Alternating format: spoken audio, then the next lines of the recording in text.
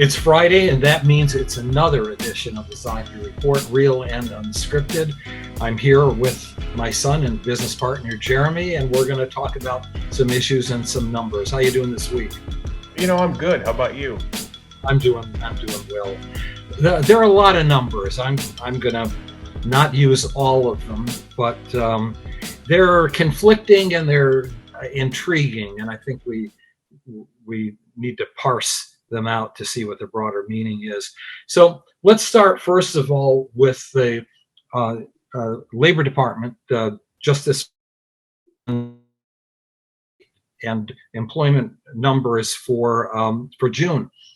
So we stay at 3.6% unemployment rate, which means not only greater than expected, but also having some economists buzz about the fact that maybe the projected recession may not be happening at all, that this is well within the time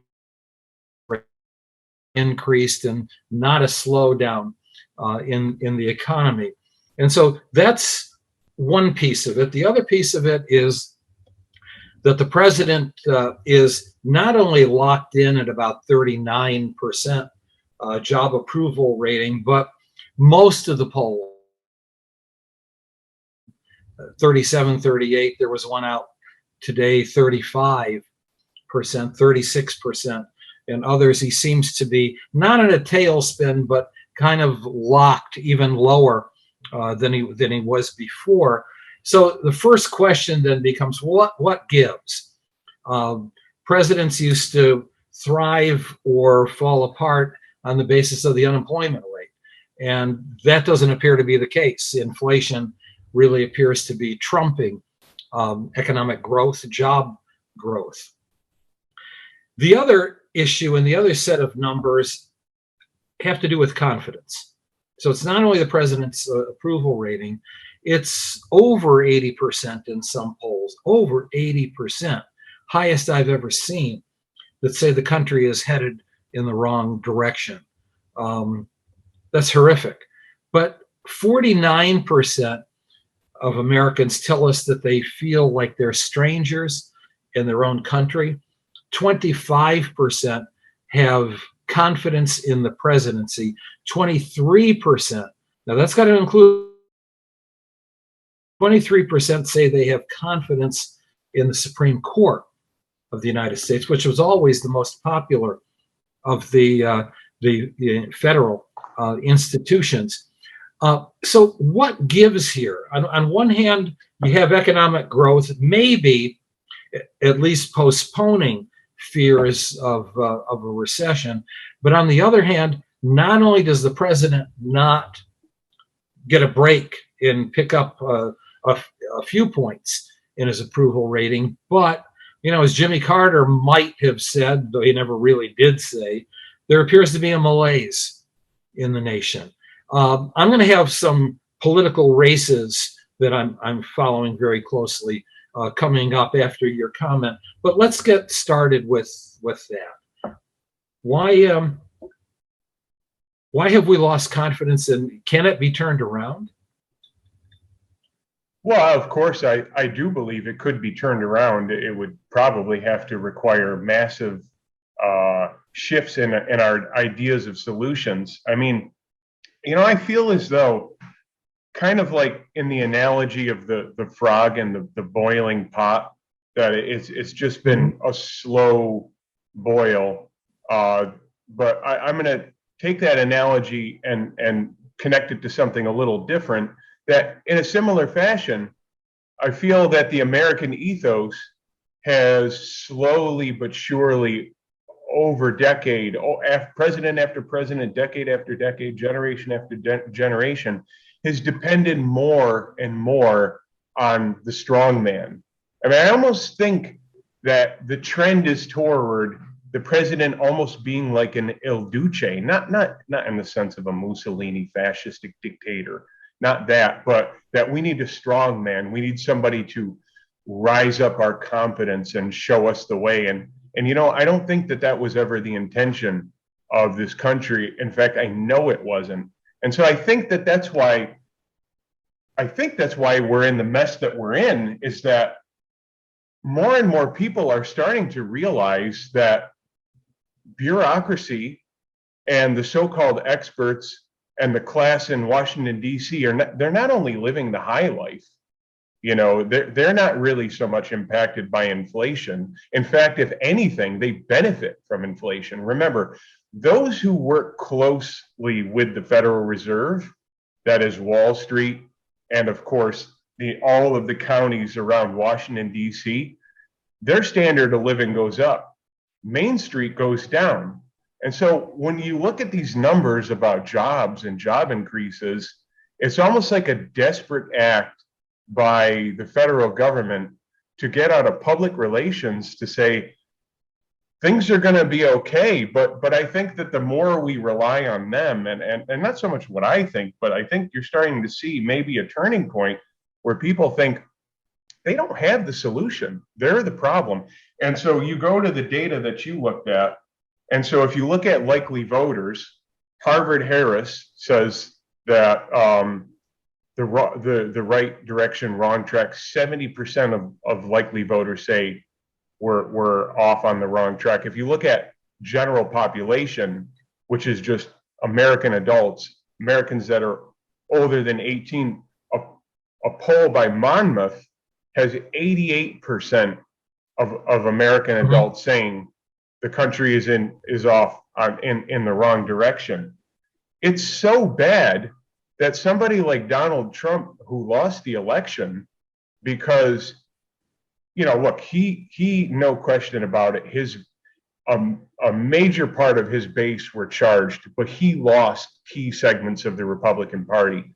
I mean, I have a neighbor who is a Vietnam veteran with a big American flag in front of his house, is clearly a conservative, a pro-military guy who, like Trump, who told me he just got ridiculous. You saw this with suburban women who thought, this guy is not really a leader. Things are so bad right now that a Harvard-Harris poll shows that Trump versus Biden today would be 43% to 40. The congressional generic, the spread has gone to 8 points by the same group. That would be, actually, no, that would be insider advantage. 50% today would vote for a Republican congressman or congresswoman, 42% for a Democrat. And so that doesn't mean that the solution is going to be found in the Republican Party. There's going to have to be a whole new platform, and maybe we can, you know, delve into that a little bit more. But you want to talk about races? Yeah, I do, because I want to broaden some of the things that you just said. But, you know, last week, fresh off of the Dobbs decision, the Supreme Court decision that overturned Roe v. Wade, we posed the question early: is this going to be a boost for Democrats? Is this going to hurt Republicans at all? And the early reviews are in, the polls taken after the Supreme Court decision show movement towards the Democrats and away from Republicans. So now, examples. In Pennsylvania, you've got John Fetterman, interestingly, who is a progressive, self-identified socialist, leading Mehmet Oz by 9 points. And just as a side note, because later on down the road, we'll talk about the race in more detail, Dr. Oz, who really went overboard trying to present himself as a Trumpian Republican, is now saying that he is the middle of the road, has stopped mentioning Donald Trump's name, and is now trying to pick up moderate Democrats and moderate Republicans. But there's that state, Georgia, the Senate race, which had been tied between Herschel Walker, the Republican, Raphael Warnock, who's been in office now a year and a half, and is running for a first full term. That was tied. Warnock now is leading by 10 percentage points. In the gubernatorial race, Stacey Abrams, the Democrat, running against Brian Kemp, who lost last time almost 4 years ago. That race is tied. Kemp had been leading by anywhere from 4 to 8 percentage points. Mark Kelly, the Democrat, pulling ahead in Arizona. Catherine Cortez Masto pulling ahead in Nevada. That's on the Senate side, and there are more. On the House side, there are other polls besides the ones that you've mentioned, indicating that the congressional generic has actually tightened, that in some polls where the GOP had been leading by 6, 7, or 8 points, they're now leading by 2 or 3. A YouGov poll has the congressional generic tied. That's still not enough, by my assessment, for Democrats to win seats, but it is to suggest that within a week to 10 days or so from the Supreme Court decision, and decisions, I should say, liberals and progressives, suburban women seem to be motivated, and they're heading towards the Democrats. This has a lot of implications for suburban women who were either not enthusiastic about Biden or were of a mind to be voting on social and emotional learning issues, on what's to be taught in their children's schools. There seems to be a tilt now where the more important issue for them is the issue of Roe v. Wade. And then, Biden, not Biden, I shouldn't say that, but Democrats seem to be bringing back some of their traditional base.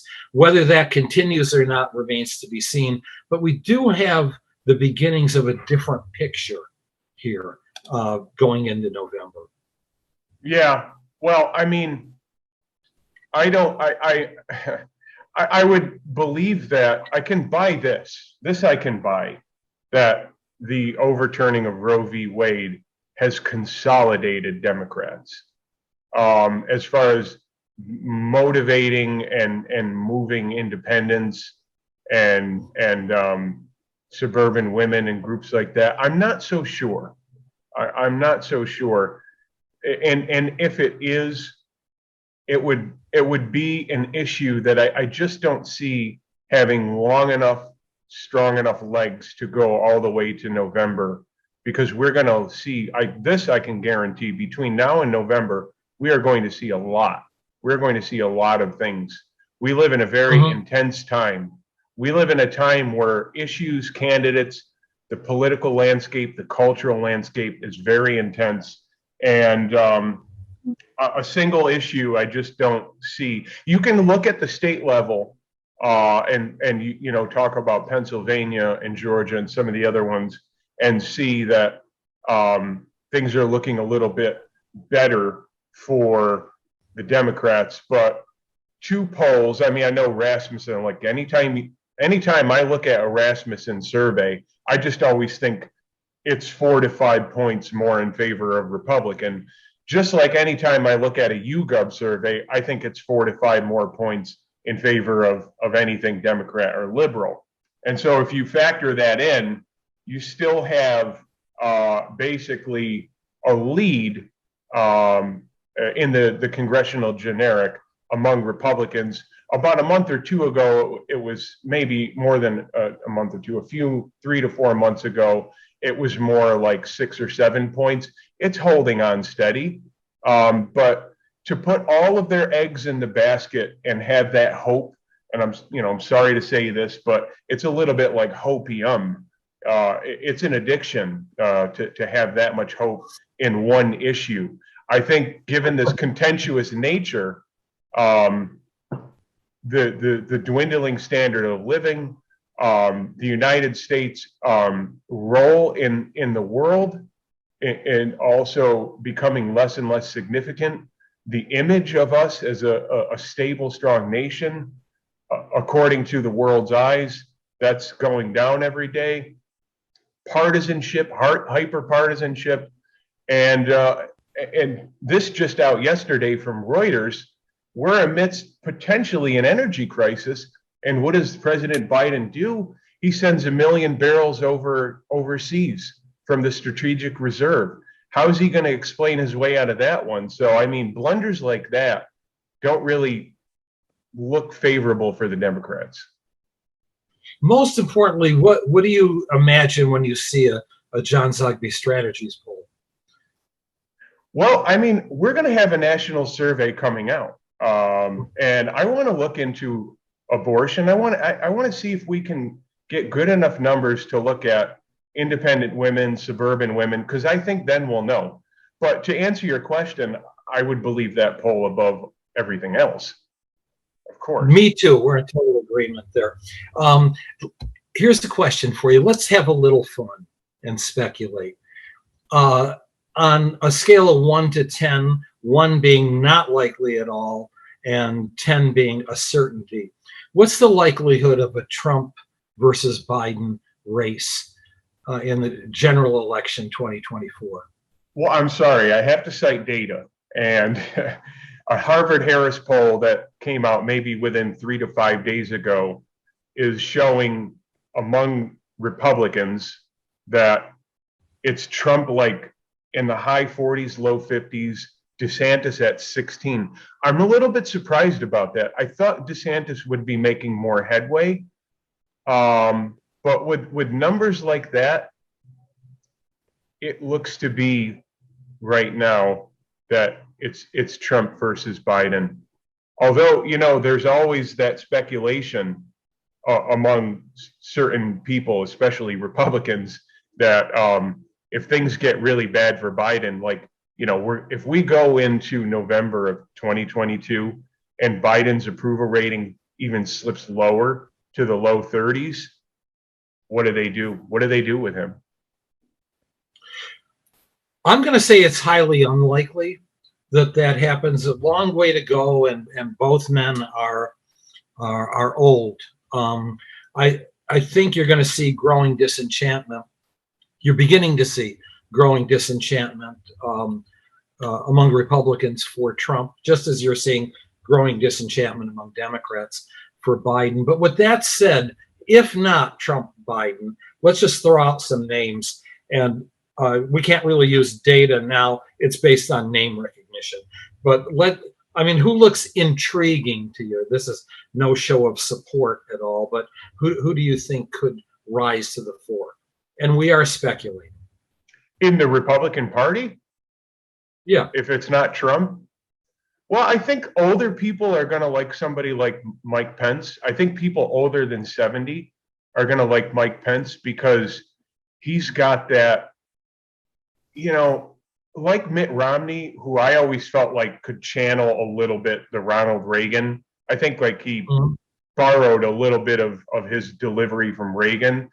I feel like your 70 plus crowd Republicans who are kind of tired of the showboating, who may be tired of the showboating, who may be among those who are moving away from Trump would like somebody like a Mike Pence who gives a sense of structure and very conservative in his delivery and his demeanor and has a calmness to him.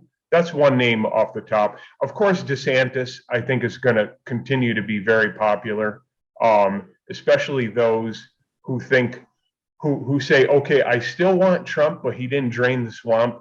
But look what DeSantis did in Florida. He fought the Democrats. So I think those are the two names. What about you?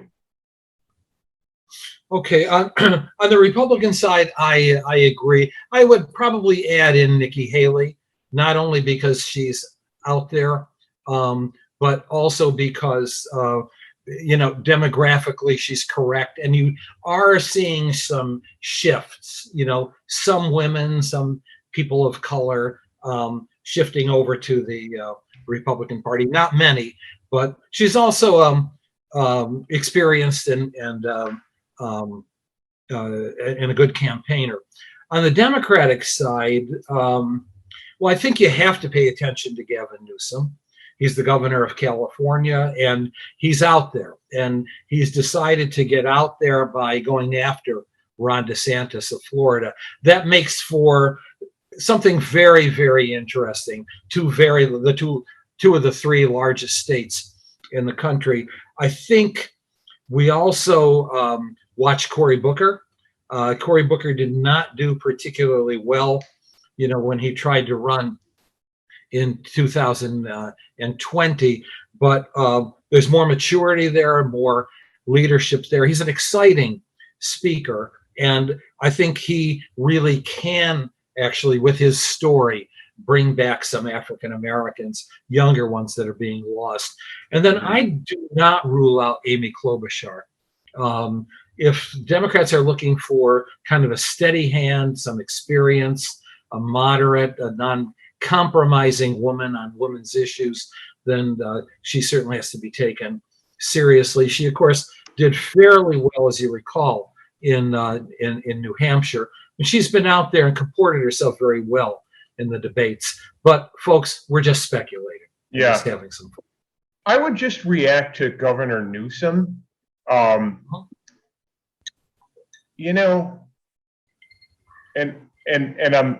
I'm being objective here. I know California. Well, I want to say Californians are kind of crazy about him, but not necessarily if they almost recalled him. I mean, they got enough people who got the signatures to have that done. Of course, he didn't come anywhere close. But leading up to it, there were polls that were suggesting it could happen. But look, make no mistake about it. By and large, Californians are comfortable with Gavin Newsom. But Gavin Newsom, his personality, his style, and his brand is much more of a coastal president. I see him being popular from California to Washington, and from New York and New England down to maybe about, I don't know, New Jersey, perhaps Maryland. That is not a guy that I think could go into Iowa. That is not a guy I think who could go into Indiana and rally Democrats in states like that. That's the true test of a Democrat, is if you have somebody who's coastally popular. I don't see him in middle America doing very well connecting at all. I think that's a good point. I think we have a lot of good points. And so I think our time has been well used, and we'll have plenty to talk about next week, right? Yeah, probably. Yeah. Have a good week. Yeah, you too. Take care. Yep, you too. Bye-bye.